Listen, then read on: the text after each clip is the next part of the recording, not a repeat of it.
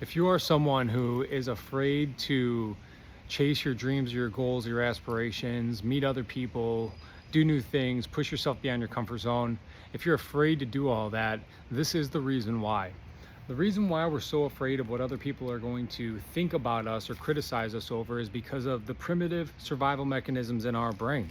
That's the most beautiful thing about our fear, is that it's just primitive survival mechanisms. So you actually should be thankful over the fact that you're feeling them to begin with.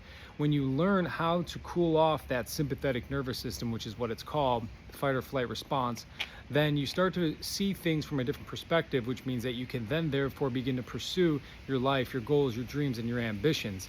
This is why it's so important to get with a group of people or to have outside help, is to objectively view your behavioral patterns that are falling subject to that primitive thought process, that primitive system. So you got to get with somebody and get yourself help today to accomplish those dreams. Ultimately, what happens whenever we begin to feel a little nervous about criticism is that we're worried primitively. Again, this isn't conscious thought, this is primitive thought. We're worried about our own survivability of our gene expression. So what that means is that, can we procreate with people when they don't like us? No, if people don't like you, if they don't like the things you're saying or like the way that you look, then on a primitive level, you're not going to be able to procreate, because people will not want to have sex with you, they will not want to mate with you, they will not want to have kids or a partnership with you. However, we live in a much different society nowadays than we ever had when the primitive part of the brain was first being developed. And because we live in a different type of society, the same fundamentals, the same rules, they don't apply. Now, to some degree, yes, you need to be attractive and you need to not be an idiot or a jerk, but ultimately, what we're looking for here is, how can we overcome or override or cool down this inherent fear system built inside of everybody's brain, so that you can move forward and progress and achieve the life and the dreams that you want to achieve beyond all your wildest measurable comprehensions. And the way that you do that is through conscious intervention, your thought process, your belief systems, the way that you talk to yourself, understanding that the fear that you're feeling is nothing more than just a primitive survival mechanism that's outdated and somewhat antiquated in this regard when it comes to the way that we live in our modern society. So when you learn and you understand, hey, this is just an old primitive process in my brain that was designed to keep me alive in austere conditions, living out in the fields, in the savannah, in the prairies, whatever you want to call it, the jungle, I can now consciously intervene in my own internal self-talk and say, hey, it's not that big of a deal. Hey, I'm not going to fail. I might fall at times, but falling can be fun. It's all a part of the process. You got to fall in order to know failure, temporary defeat, temporary failure is nothing more than the building blocks to success. You cannot become successful without having had many temporary defeats or temporary failures. You gotta fall in order to get yourself strong enough in order to handle those greater heights. It's like a child climbing up the jungle gym. He falls off the first step. Yeah, it hurts, but now he's strong enough to endure a fall from the second. Falls from the second, it hurts a little bit more, but now he's strong enough to endure a fall from the third, and so forth and so forth. The higher you go, the harder you fall, and the harder you fall, the more resilient and the stronger you then become, which ultimately begins to develop your own self-confidence, eradicating fear.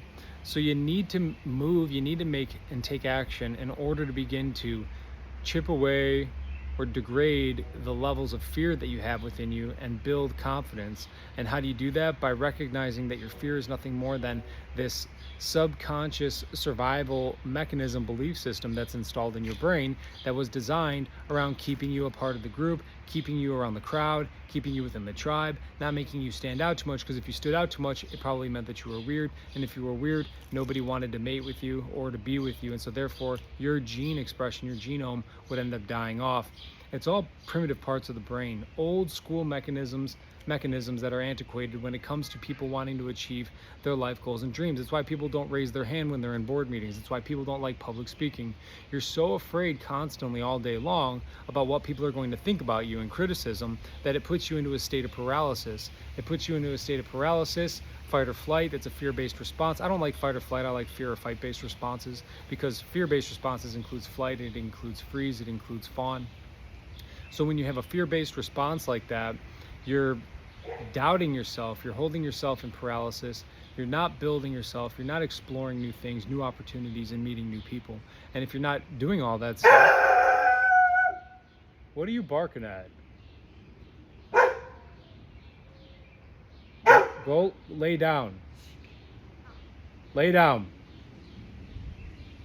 Go lay down. If you're not exploring those new horizons, then you're not growing yourself, you're not expanding yourself. At least that's what I think I was talking about before the dog started barking at me. The point is this, is that if you find yourself not living a life as fulfilled as you possibly can, then the number one reason most likely holding you back is it's a fear-based response somehow. Why are you fearful? It most likely has to do with other people's criticisms of your success or failure.